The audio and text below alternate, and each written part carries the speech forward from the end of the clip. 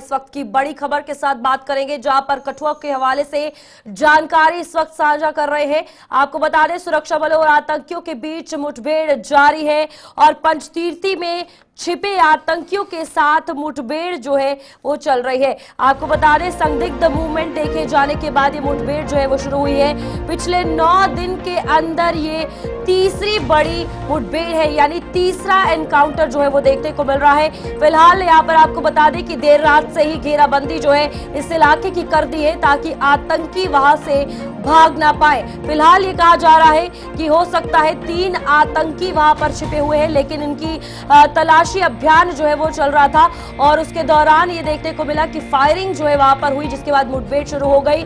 जैश-ए-मोहम्मद, जो कि एक बैंड टेरर ऑर्गेनाइजेशन है, उससे ताल्लुक जो है ये 3 आतंकी रखते हैं। फिलहाल जैश के 3 आतंकियों की तलाश के लिए सुरक्षा बलों ने सर्च ऑपरेशन चलाया है। सीआरपीएफ की टीम के साथ आतंकियों का आई कांटेक्ट भी हुआ है। ये इस वक्त की बड़ी खबर है, जहां पर कठुआ की अगर बात की जाए तो लगातार आतंकवाद को लेकर अब एक हाईलाइटेड एरिया बन गया है और बीते 9 दिनों में ये तीसरी मुठभेड़ है जो आतंकियों के साथ सुरक्षा बलों की देखी गई है। फिलहाल आपको बता दें कि पंचतीर्थी स्थित मंदिर के पास एक आतंकी को गोली लगी है और सीआरपीएफ के जवानों को खून के निशान भी वहां पर मिले हैं। जो घेराबंदी वहां पर की गई है वो इसलिए की गई है ताकि ये 3 आतंकी वहां से भाग न पाए और किसी भी कीमत में इन्हें न्यूट्रलाइज किया जाए।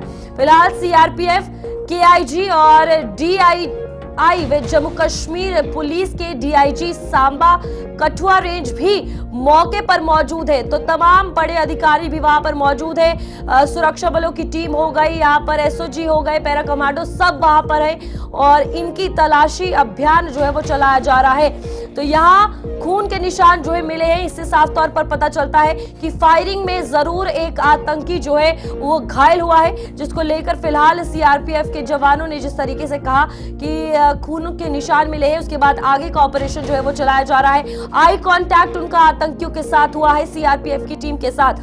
फिलहाल डीजीपी नलिन प्रभात भी मुठभेड़ स्थल की ओर रवाना हो रहे हैं और कठुआ में पिछले 9 दिन से ये आतंकी विरोधी अभियान चल रहा है। तो लगातार नजर हर किसी की कठुआ पर, क्योंकि कठुआ जो है वो पीक लेवल पर हाईलाइट हो चुका है आतंकवाद के मामले में। और जिस तरीके से कहा गया है कि पारंपरिक रूट से सन्याल हीरानगर की अगर बात की जाए तो सबसे पहले संदिग्ध देखे गए थे और यही कहा जा रहा था उसी रूट से इनकी इन्फिल्ट्रेशन हुई है। और कल की अगर बात की जाए तो देर रात ये आई कांटेक्ट हुआ, जिसके बाद घटनास्थल पर अगर बात की जाए तो फायरिंग हुई। चलिए इसी पे अधिक जानकारी लेंगे, हमारे साथ हमारे संवाददाता उत्तीरण शर्मा जुड़ चुके हैं। उत्तीरण से पूछेगा, उत्तीरण बताइए इस वक्त क्या कुछ जानकारी है, क्या कुछ अपडेट निकलकर सामने आ रहा है मुठभेड़ के हवाले से? रूपाली, कल रात को ही गोलीबारी हुई थी और आज सुबह की बात करूं तो गोलीबारी अभी बंद हो गई है। तमाम सुरक्षा एजेंसीज वहां पर मौजूद है, तमाम सेना के जवान, पुलिस के जवान, सीआरपीएफ के जवान वहां पर मौजूद है और लगातार तलाशी अभियान भी चलाया गया है और पूरे एरिया को चारों तरफ से घेर लिया गया है ताकि कोई भी आतंकी, जिस तरह से बात की जा रही है ये 3 आतंकी हो सकते हैं, ये तीनों आतंकी कहीं से भी जो है निकल ना पाए और इन्हें जल्द से जल्द इनका खात्मा कर दिया जाए। यहाँ पर उत्तीर्ण सवाल ये बन रहा है कि कितना अब मुश्किल है इन आतंकियों को, क्योंकि ये भी सबूत है कि खून के निशान वहां पर मिले हैं, यानी कि घेराबंदी जो देर रात की गई है वो कहीं ना कहीं सफल रही है। लेकिन अब यहाँ पर उसको पकड़ना कितना बड़ा चैलेंज है, क्योंकि 3 ये अगर आतंकी पहले भी भागे हैं तो कहीं ना कहीं स्ट्रैटेजी इनकी स्ट्रांग है। देखिए रूपाली, ये वही 3 आतंकवादी हो सकते हैं जो पहले दिन से यहाँ पर घूम रहे हैं। जिस तरह director general of police Nalin Prabhat ने भी जब प्रेस ब्रीफिंग की थी तो उसमें यही बताया था कि 5 आतंकवादी थे और उनमें से 2 आतंकवादियों को मार गिराया है और 3 आतंकवादी ही अभी यहाँ पर मौजूद है और पूरे एरिया को जिस तरह से चारों तरफ से कवर कर लिया गया है और ये तीनों आतंकवादी वही है जो पहले दिन से यहाँ पर मौजूद है और वो बार बार पलायन कर रहे हैं, जगह बदल रहे हैं, क्योंकि जिस तरह से उन्होंने भी कहा कि हमने चारों तरफ से पूरे एरिया को घेर लिया है, पहाड़ी है, घने काले जंगल है और इन जंगलों का सहारा लेकर आतंकवादी छुप रहे हैं। और इसके साथ साथ अब जिस तरह से सूत्र भी ये बता रहे थे कि शायद इनके पास अब हथियार तक भी मौजूद नहीं है, क्योंकि ये जिस तरह से पिछले कल ही खाने के लिए एक बुजुर्ग महिला के घर पे आते हैं और पानी मांगने की बात की जाती है और पानी मांगने बाद स्वयं उनकी रसोई में घुसकर वहां से 3 रोटियां और सब्जी लेकर जाते हैं। तो खुद अंदाजा लगाया जा सकता है कि ना तो इनके पास खाने का सामान है और ना ही कोई वेपन्स भी मौजूद हो सकते हैं। तो ये वही आतंकवादी हैं जो पुराने, जो पहले दिन से यहाँ पे घूम रहे हैं और जगह जगह रूट बदल रहे हैं और किसी तरीके से ये बाहर निकलने की कोशिश कर रहे हैं। पर जिस तरह से हम जानते हैं कि सिक्योरिटी फोर्सेस अब इन्हें निकलने नहीं देगी और चैलेंज बस यही है कि जल्दी से जल्दी इन तीनों आतंकवादियों को पकड़ा जाए। अगर घायल होने की बातें सामने आ रही हैं तो अभी इसकी पुष्टि नहीं हुई है, पर अगर घायल हुआ है तो जाहिर सी बात है बाकी अगर 2 आतंकवादी बचे हुए हैं तो वो भी कहीं ना कहीं छुप के बैठे हुए हैं, इसलिए कोई गोलीबारी की आवाज अभी नहीं आ रही है। तो अभी वहां पर एरिया की अगर बात की जाए जहां पर मुठभेड़ हुई थी, अभी सर्च ऑपरेशन किस हिसाब से चलाया जा रहा है, कौन कौन सी टेक्नोलॉजीज यूज की जा रही है, क्योंकि घने जंगलात वाला इलाका है तो मुश्किलें भी उतनी ही ज्यादा है। रूपाली, ड्रोन का इस्तेमाल लगातार किया जा रहा है क्योंकि ड्रोन के जरिए ही इन आतंकवादियों को ढूंढा जा सकता है और कोई टेक्नोलॉजी वहां पर नहीं यूज हो सकती। ना तो हेलीकॉप्टर वहां पर जा सकता है। हाँ, हेलीकॉप्टर ऊपरी एरिया से जो है वो देख रहा है, पूरा कवर कर रहा है, पूरी निगरानी कर रहा है, परंतु ड्रोन जो है वो अंदर तक जाकर पूरी जानकारी पल पल की लेकर आ रहे हैं। यहाँ पर डीजीपी जम्मू एंड कश्मीर मुठभेड़ स्थल पर पहुंचे हैं और आपको बता दें पिछले 10 दिन से ये आतंकी विरोधी अभियान चल रहा है जहां सुरक्षा बलों ने आतंकियों को चारों ओर से घेरा हुआ है। पिछले 9 दिन के अंदर ये तीसरी बड़ी मुठभेड़ जो है वो देखने को मिली है और फिलहाल यहाँ पर डीजीपी नलिन प्रभात जो है वो घटना स्थल, मुठभेड़ स्थल की ओर रवाना जो है वो हो गए हैं और उनका साफ तौर पर कहना है कि इस बार इन्हें बख्शा नहीं जाएगा, न्यूट्रलाइज जो है वो कर दिया जाएगा। और जो नुकसान इन आतंकियों ने जम्मू कश्मीर पुलिस का किया है, जहां पर 4 जवानों का बलिदान हुआ था, 4 जवानों ने बलिदान दिया था, उसकी जो है भरपाई इन आतंकियों को करनी पड़ेगी। फिलहाल यहाँ पर चारों तरफ से इन आतंकियों को घेर लिया गया है और आपको बता दें देर रात ही जो एरिया है उस पंचतीर्थी का इलाका है उसको घेराव किया गया ताकि सुबह आने के वक्त का इंतजार ना किया जाए, देर रात ही घेराबंदी कर ली जाए और वैसा ही किया सुरक्षा बलों ने। इस वक्त पूरी प्लानिंग के साथ जो है सिक्योरिटी फोर्सेस तैनात है, सुरक्षा एजेंसीज अलर्ट पर है और डीजीपी जम्मू कश्मीर यानी कि नलिन प्रभात की अगर बात की जाए तो उनका साफ तौर पर कहना है कि आतंकवाद को जम्मू कश्मीर में नहीं पनपने दिया जाएगा और सुरक्षा बल लगातार 24 घंटे चौकन्ना है, जिसमें से कठुआ की अगर बात की जाए, बनी, बसोली, हीरानगर, ये कुछ दिनों में लगातार आतंकवाद का गढ़ बनता हुआ नजर आया और यहाँ पर फिलहाल सीआरपीएफ के साथ आतंकियों का आई कांटेक्ट भी हुआ है। चलो उत्तीन हमारे साथ जुड़े हुए हैं, उत्तीन से जानकारी लेंगे। उत्तीन बताइएगा जिस तरीके से अभी डीजीपी वहां पर पहुंचेंगे और डीजीपी नलिन प्रभात की अगर बात की जाए तो उनका साफ तौर पर कहना है कि जो हमारा नुकसान हुआ उन 4 सिक्योरिटी फोर्सेस के जवानों की शहादत का, उसका बदला जो है वो जरूर लिया जाएगा। इस वक्त पहले जैसे सिचुएशन ना बने, क्या अलग किया गया है सिक्योरिटी फोर्सेस के द्वारा? रूपाली, सिक्योरिटी फोर्सेस को चप्पे चप्पे पर लगा दिया गया है और जिस तरह director general of police Nalin Prabhat ने यह कहा था कि हम बिल्कुल अभी कमजोर नहीं हुए हैं और ना ही डरे हुए हैं और हमारे इरादे भी अभी तक मजबूत है और जज्बा भी वही कायम है और हमारे जम्मू कश्मीर पुलिस के 4 जवान जिन्होंने बलिदान दिया है, जो शहीद हुए हैं, उनका बदला लिया जाएगा और पाकिस्तान जिस तरह से जवाब चाहता है उस तरह से जवाब दिया जाएगा और उसी के चलते सिक्योरिटी फोर्सेस को चप्पे चप्पे पर तैनात कर दिया गया है। और इसके साथ ही मैं एक बात और आपको बताना चाहूंगा कि गांव के लोग भी पूरा सपोर्ट कर रहे हैं सिक्योरिटी फोर्सेस का, क्योंकि जिस तरह सूत्रों ने हमें यह भी बताया है कि पिछले कल वहां पर नो मूवमेंट के लिए कह दिया गया था कि गाँव वासियों के कि आप अपने घरों में ही बैठे रहे, ताकि अगर गाँव का कोई भी व्यक्ति नहीं घूमता है गांव में तो जाहिर सी बात है कि सस्पिशियस मूवमेंट को जो है वो इजीली ट्रैक किया जा सकता है और ट्रैप भी किया जा सकता है उस व्यक्ति को जो वहां से गुजरा है।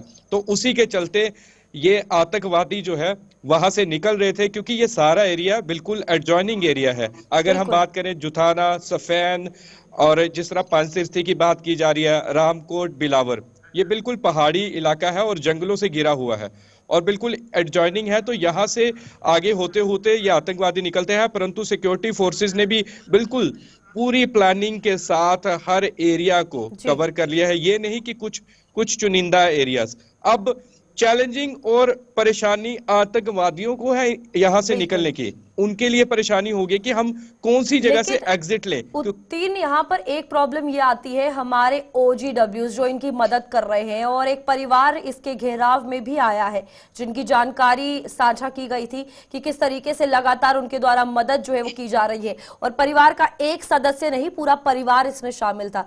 ये कितना बड़ा एक थ्रेट है हम लोगों के लिए, क्योंकि हमारे बीच में रहकर वो OGW इन आतंकियों की मदद कर रहे हैं। रूपाली, ये वही लोग हैं जो खाते हमारे देश का है और हमारे देश के खिलाफ ही चलते हैं और हमारे देश के खिलाफ ही साजिशें रचते हैं। और OGWs अभी कुछ ज्यादा नहीं पनपे हैं, अभी भी ठीक है, तादाद इनकी कम है और अच्छी बात है, दिन प्रतिदिन इनकी तादाद ठीक है। कम भी उत्तीर्ण, होती जा यहाँ रही पर है। आपको रोकना चाहूंगी, हमारे साथ पूर्व DGP SP वैद जी भी इस वक्त लाइव है, उनसे सवाल करेंगे। बताइएगा वैद जी की क्या लगता है, जिस तरीके से सिक्योरिटी फोर्सेस की अगर बात की जाए तो भारी नुकसान हमने ऑलरेडी पिछली मुठभेड़ में झेला है, इस बार प्लानिंग और प्लॉटिंग क्या है सिक्योरिटी फोर्सेस की ताकि जल्द से जल्द इन्हें न्यूट्रलाइज किया जाए? रूपाली, देखो, ऐसा है कि इनसे कांटेक्ट तो हुआ है और मुझे पूरा विश्वास है इनको न्यूट्रलाइज किया जाएगा। ये 5 का इलाका थोड़ा डिफिकल्ट एरिया है, आप जानती हैं। ये इनकी कोशिश है बेसिकली बिलावर के पहाड़ी वो जो इलाका है उस तरफ जाने की, ताकि वहां से ये डूडू बसंतगढ़ और डोडा की तरफ चले जाएं। लेकिन अच्छी बात है कि इनका लोकेशन मिल गया, कांटेक्ट हुआ है। और प्रॉब्लम जो आप कह रही थी कि ऑलरेडी कैजुअलिटी काफी हुई है, बिकॉज इनके पास वो अमेरिकन M4 राइफल जो बड़ी सोफिस्टिकेटेड है, जिसमें आप जानते हैं टेलीस्कोपिक विजन भी होता है, नाइट विजन भी होता है। उसकी वजह से ये 1 किलोमीटर से बिल्कुल आपके माथे पे हिट कर सकते हैं, तो नुकसान इसलिए हो जाता है।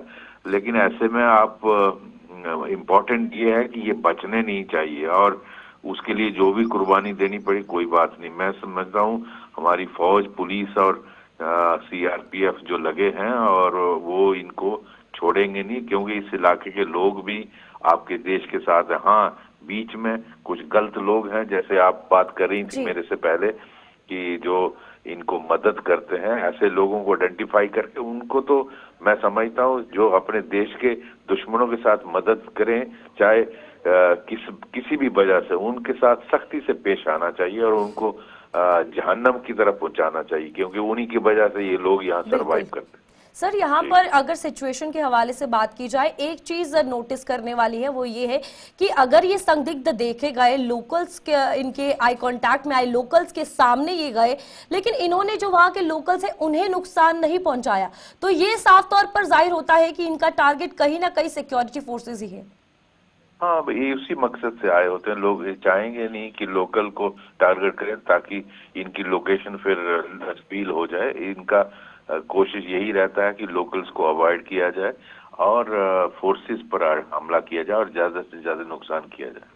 यहाँ पर एक सवाल और रहेगा कि जिस तरीके से हम बात कर रहे थे कि कश्मीर एक टाइम पर पीक हाईलाइटेड एरिया रहता था, कि ये गढ़ बन चुका था आतंकवाद का, लेकिन बीते साल की बात की जाए और इस साल की शुरुआत की बात की जाए, किश्तवाड़, रामबन, कठुआ तो सबसे ज्यादा सर हाईलाइटेड रहा है। अब किस तरीके से ये पूरा पैटर्न चेंज हुआ है, अब स्ट्रैटेजी फोर्सेस को भी चेंज करनी पड़ेगी क्योंकि इन्फिल्ट्रेशन बड़े नंबर पर हो रही है। जी बिल्कुल रूपाली, ऐसा है जैसे मैं पहले भी कह चुका हूँ, ये पाकिस्तान की जो डीप स्टेट जो इसको ऑर्केस्ट्रेट करती है, उन्होंने स्ट्रेटेजी बदली है 1-2 साल से। उन्होंने देखा कि कश्मीर में हमको मार पड़ रही है और वहाँ सिक्योरिटी गेट बहुत स्ट्रांग है और जम्मू रीजन में फोर्सेस विड्रॉ हुई हैं, जब क्योंकि 15 साल से हालात नॉर्मल थे। तो पहले उन्होंने रजौरी, पुंछ को टारगेट किया, उसके बाद बाकी डिस्ट्रिक्टों में जिसमें रियासी आया, डोडा आया, रामबन आया, ये वाला इलाका सबसे ज्यादा पीसफुल इलाका था। अगर आप देखें रिकॉर्ड, मतलब सारे डिस्ट्रिक्टों में से कठुआ मोस्ट पीसफुल डिस्ट्रिक्ट माना जाता था, लेकिन ये टारगेट कर रहे हैं। तो मैं समझता हूँ इनकी इस जो रणनीति है उसके अकॉर्डिंगली हमें भी डिप्लॉयमेंट उस हिसाब से और सर्च ऑपरेशन उस हिसाब से करने चाहिए। सर यहाँ पर एक सवाल ये पूछना चाहूंगी कि जिस तरीके से लगातार ये कहा गया कि अमेरिकन वेपन्स इनके पास है, यहाँ पर अब पुलिस फोर्स की बात की जाए, एसएसजी हो या फिर सीआरपीएफ हो, हमें कितना ज्यादा जरूरत अब पड़ गई है इस चीज की कि और टेक्नोलॉजी वाइज हमें भी इनहेंस अपने आर्म्स और एम्युनिशन को करना पड़े, क्योंकि कहीं ना कहीं इनके वेपन्स हमारे से बहुत ज्यादा टेक्नोलॉजी वाइज आगे हैं। बिल्कुल करना पड़ेगा। देखिए, मैंने 90s का भी दौर देखा है जब हमारे पास AK-47 राइफल नहीं होती थी और टेररिस्टों के पास होती थी। हमारे पास 303 राइफल्स थी, लेकिन आहिस्ता आहिस्ता हमने देखा हमने किस तरह से अपनी फोर्स को पूरा अपग्रेड किया टेक्नोलॉजी वाइज। वही प्रोसेस, वो कंटिन्यूस प्रोसेस है, उसको फॉलो करना पड़ेगा और अपने लोगों को भी उसके बराबर के हथियार देने पड़ेंगे। उसके लिए जो भी जरूरी कदम है, मुझे पूरा विश्वास है हमारी स्टेट पुलिस और मिनिस्ट्री ऑफ होम अफेयर्स इसमें कदम उठा रहे होंगे। सर यहाँ पर इन्फिल्ट्रेशन के लिए बार बार कहा जा रहा है कि पहले भी कहा गया 70 से 80 आतंकियों का ऐसा ग्रुप है जो इन्फिल्ट्रेट हुआ। अब इस ट्रेडिशनल रूट को लेकर बार बार कहा जाता है कि इन्फिल्ट्रेशन यहाँ से हो रही है। इन पर काम करने की कितनी ज्यादा जरूरत है, क्योंकि घुसपैठ इस वक्त सबसे ज्यादा देखने को मिल रही है और ग्रुप्स जिस तरीके से बच रहे हैं, ये बड़ा खतरा है। बिल्कुल रूपाली, आपने सही फ्लैग किया। ये इलाका, मैं आज से 25 साल पहले यहाँ DIG जम्मू था, अगर आपको मैं बताऊं 99-2000 में, तो इस पूरे इलाके में लखनपुर से लेकर पूरा कठुआ, सांबा, जम्मू, अखनूर से लेकर राजौरी, पुंछ के पूरे इलाके में, बॉर्डर एरिया में जहाँ जहाँ इन्फिल्ट्रेशन होती थी, इनके रस्तों में जहाँ जहाँ गांव पड़ते थे वहाँ VDCs बनाई, उनसे फिर एनकाउंटर हुए और बहुत हद तक ये इन्फिल्ट्रेशन रोकी गई थी। तो अब मैं समझता हूँ उसी तरह के कदम दोबारा उठाने की जरूरत है, ताकि BSF अपना काम कर रही है, आर्मी कर रही है, लेकिन आपका पड़ोसी देश इस तरह का डेस्परेट है कि वो कुछ भी किसी भी कीमत पर कुछ करना चाहता है।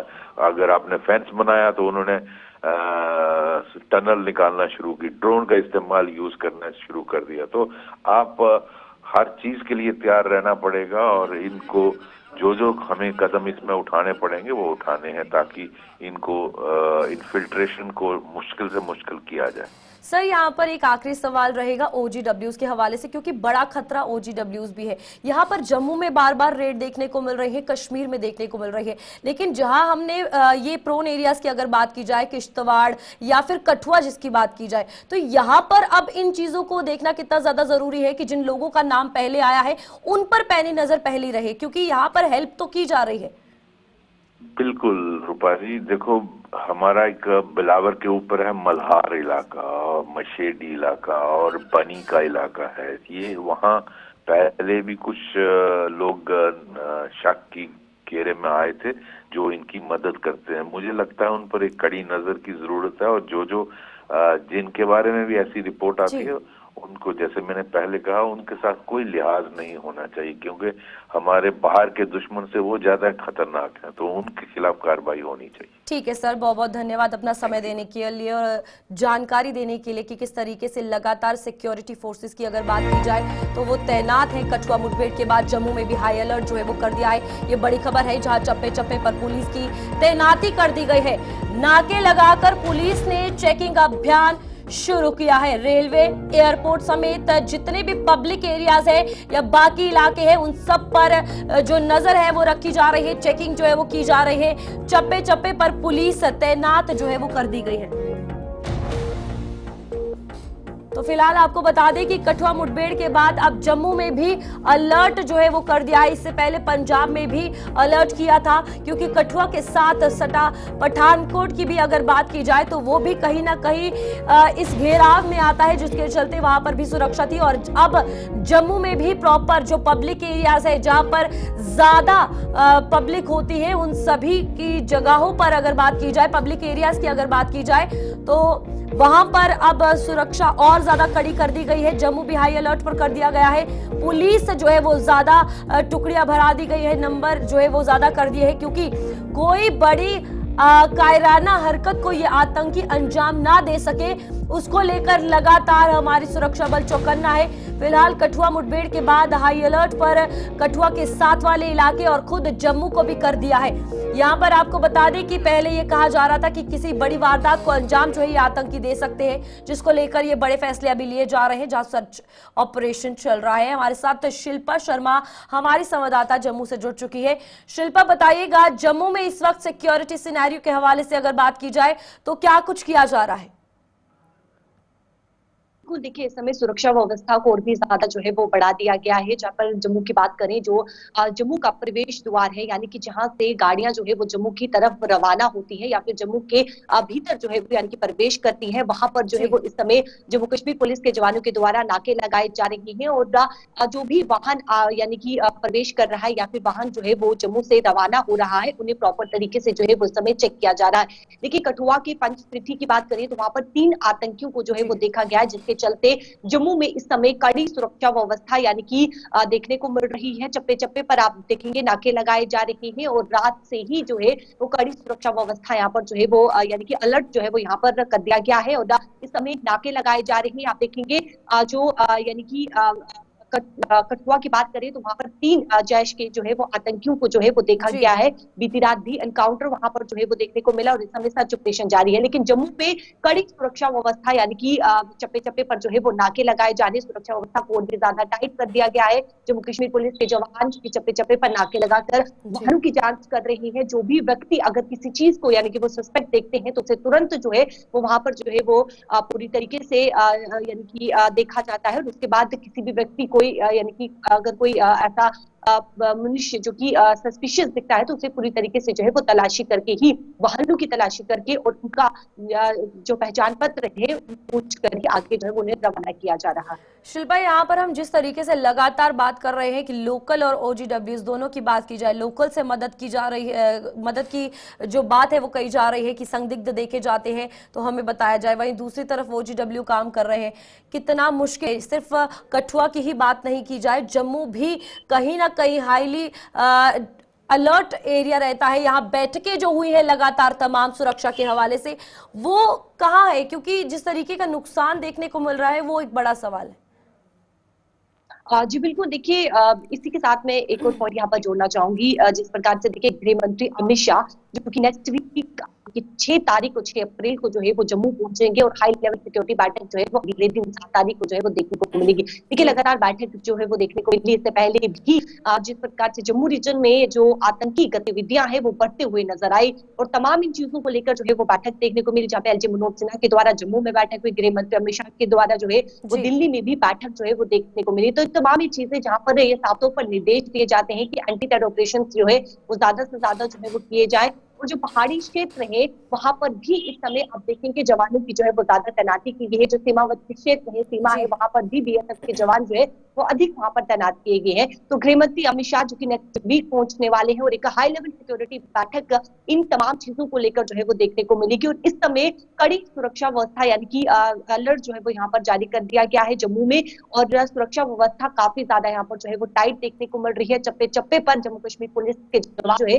वो तैनात है और नाके भी लगाए जा रहे हैं ताकि किसी प्रकार का कोई भी अगर सस्पिशियस उन्हें दिखता है तो वो पूरी तरीके से तलाश करके ही उन्हें जो है वो आगे रवाना कर रहे हैं। शिल्पा, यहाँ पर बीते कुछ दिनों की अगर बात की जाए, लगातार खतरा, जहां पर एक महिला के द्वारा पिस्टल ले जाएगी, एक व्यक्ति के द्वारा कारतूस ले जाया गया, दूसरी तरफ कठुआ जहां पर संदिग्ध देखे गए, मुठभेड़ हुई, आतंकी मारे गए। कश्मीर में इस वक्त जो है वो इस तरीके की खबरें सामने नहीं आ रही। जम्मू की अगर बात की जाए, नवरात्रे, उसके बाद अमरनाथ यात्रा, अब ये दोनों चीजें कितनी बड़ी सिचुएशन है? क्योंकि अमरनाथ यात्रा की अगर बात की जाए तो सुरक्षा सिक्योरिटी सिनेरियो से हमेशा उस पर ध्यान रखना और ध्यान रखा भी बहुत ज्यादा जाता है।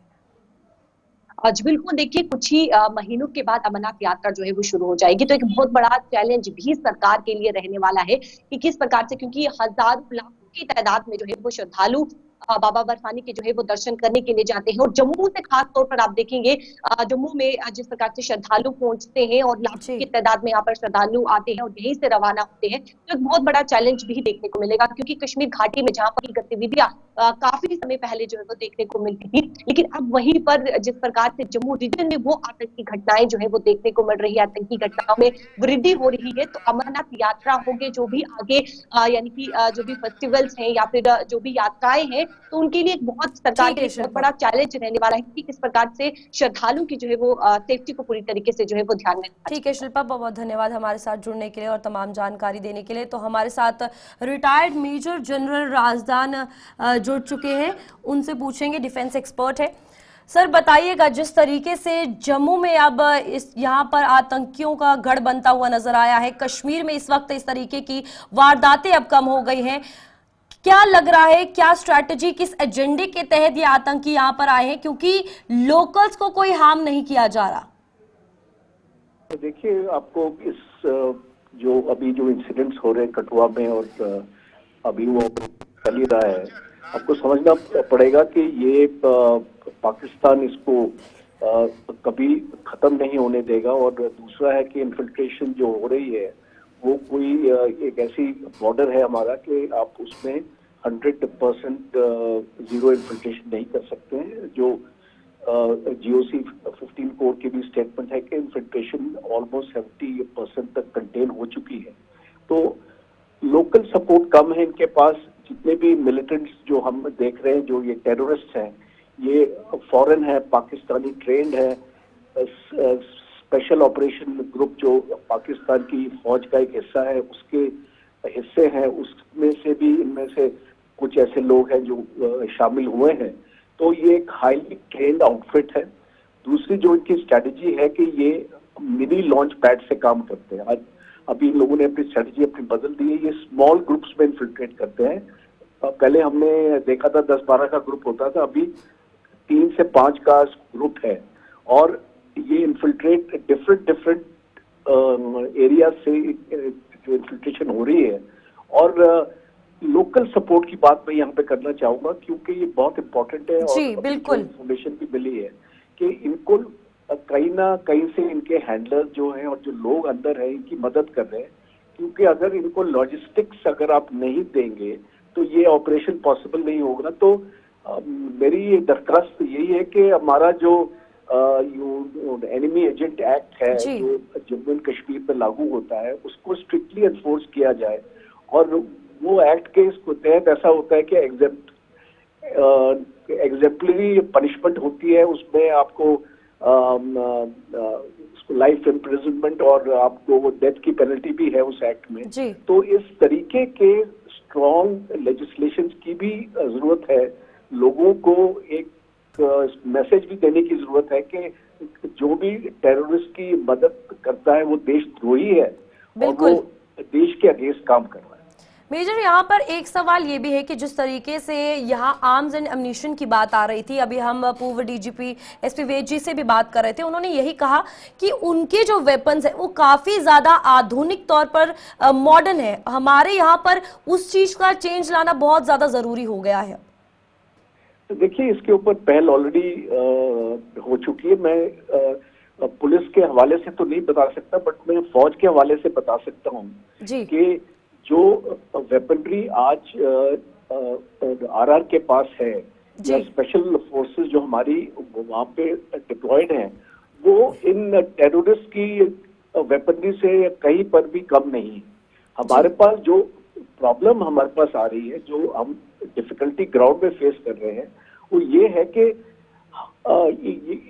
इनका जो कम्युनिकेशन नेटवर्क है हम उसके अंदर नहीं जा पा रहे, क्योंकि ये कुछ ऐसे एप्स के साथ काम करते हैं जो ऑफलाइन एप्स हैं, जिनको मॉनिटर करना हमारी सिक्योरिटी फोर्सेस के लिए मुश्किल हो रहा है। क्योंकि ये जितने भी ऑपरेशंस आपने देखे हैं, जो एंटी टेररिस्ट ऑपरेशंस होते हैं, इनका सक्सेस होता है आपकी इंफॉर्मेशन के ऊपर, आपकी इंटेलिजेंस के ऊपर। और अगर आपको करेक्ट इंटेलिजेंस और मूवमेंट के बारे में जानकारी मिल जाती है तो वो ऑपरेशन को सक्सेसफुल करने में आसानी होती है। अब प्रॉब्लम यहाँ पे ये आ रही है कि हम इनकी मूवमेंट्स को मॉनिटर नहीं कर पा रहे, इनकी कम्युनिकेशन जो पाकिस्तान से इनको मिल रही है और कहाँ कहाँ पे इनके हथियार रखे हुए हैं और कहाँ पे ये पहुंचेंगे उनको कलेक्ट करने के लिए, इस टाइप की इंफॉर्मेशन हमको नहीं मिलती है। और इसीलिए ये एक ग्रे एरिया है, कमी का एरिया है, जहाँ पे हमको अपना जो जैमिंग सिस्टम्स और इंटरसेप्शन सिस्टम्स को हमको एक बार फिर से अपनी टेक्नोलॉजी के ऊपर भरोसा अपना करना पड़ेगा। और ये जो आधुनिक टेक्नोलॉजी, देखिए टेक्नोलॉजी तो एक ऐसी चीज है जो कॉन्स्टेंटली बदलती रहती है, अपग्रेड होती रहती है, बट अनफॉर्चुनेटली सर्विसेज में इसका अपग्रेडेशन इतना तेज नहीं हो पाता है क्योंकि हमारे कुछ सिस्टम्स ऐसे बने होते हैं। तो मैं ये चाहूंगा कि जो NTRO जैसी ऑर्गेनाइजेशंस हैं जो इसको नेशनल लेवल पे मॉनिटर करती हैं, उनको इसमें और तवज्जो देनी पड़ेगी, क्योंकि जब तक हम ये इंटेलिजेंस को, इनका नेटवर्क को नहीं तोड़ेंगे, हमको सक्सेस रेट नहीं। मेजर यहाँ पर सवाल यही है, नेटवर्क को लेकर अगर बात की जाए, जिस तरीके से लगातार यहाँ OGWs की बात की जाए वो इनकी मदद कर रहे हैं, ये माना जा सकता है कि जो 8 दिन के अंदर ये तीसरी मुठभेड़ हुई है तो ये हाई टाइम है उन सभी को इंटेरोगेशन के लिए या फिर पूछताछ के लिए पकड़ा जाए, क्योंकि नाम कहीं ना कहीं इन्वॉल्व है और एक परिवार सामने भी आया है कठुआ में जिन्होंने एज अ OGW उनकी हेल्प की है। देखिए, आपने बहुत इम्पोर्टेंट मुद्दा यहाँ पे रेस किया है, क्योंकि ये जब तक हम इसको, इस नेक्सस को नहीं तोड़ेंगे, ये जो इनका नेक्सस बन रहा है अंदर के लोगों के साथ, और ज्यादातर ये लोग पैसे की लालच में काम करते हैं, बिकॉज इनको पैसा दिया जाता है और जो उसकी वजह से ये लोग इनकी हेल्प कर रहे हैं। कोई इसमें डर का फैक्टर नहीं है, डर की वजह से कोई इनको हेल्प नहीं हो रहा है, क्योंकि ये जो मूवमेंट है जो टेररिज्म की, ऑलमोस्ट खत्म हो चुकी है जम्मू एंड कश्मीर में। ये बाहर के जो फॉरेन टेररिस्ट हैं यही आके यहाँ पे जो प्रॉब्लम्स क्रिएट कर रहे हैं। और मैं मानता हूँ इस चीज को कि हमको जितने भी ऐसे इंसिडेंट्स आते हैं, जो लोग आइडेंटिफाई होते हैं इनको हेल्प करने के लिए, उनको एग्जेम्पलरी पनिशमेंट, और खाली एग्जेम्पलरी नहीं, उनको फास्ट ट्रैक होना चाहिए। देखिए, आप कोर्ट में चले जाते हैं, सालों तक केस चलता रहता है और फिर वो रफा दफा हो जाते हैं, विटनेस आपको मिलते नहीं है। तो मैं ये चाहता हूँ कि इनके लिए स्पेशल कोर्ट्स लगने चाहिए और इनका फास्ट ट्रैक, इनको जजमेंट मिलनी चाहिए, उनको पनिशमेंट देनी चाहिए। ठीक है मेजर, बहुत बहुत धन्यवाद हमारे साथ जुड़ने के लिए। और हमारे साथ रिटायर्ड मेजर जनरल राजन कोचर जी जुड़े हुए थे और डिफेंस एक्सपर्ट के हवाले से जानकारी दी कि किस तरीके से यहाँ पर कठुआ में जो लगातार मुठभेड़ हो रही है, जम्मू कश्मीर में जिस तरीके से आतंकवाद पनप रहा है, उसे किस तरीके से ठीक करना होगा। और ये सबसे बड़ा सवाल ये है और यही है कि नेक्सस जो नेटवर्क इन OGWs और आतंकियों के बीच बना हुआ है उसे कहीं ना कहीं खत्म किया जाए। तो कठुआ मुठभेड़ के बाद जम्मू में भी हाई अलर्ट है और साथ ही साथ हाई अलर्ट के बाद सभी सुरक्षा एजेंसीज भी पूरे तरीके से चौकन्ना हो चुकी है। चलिए फिलहाल अभी के लिए इतना ही, खबरें आगे भी जारी रहेंगी। दीजिए इजाजत, नमस्कार।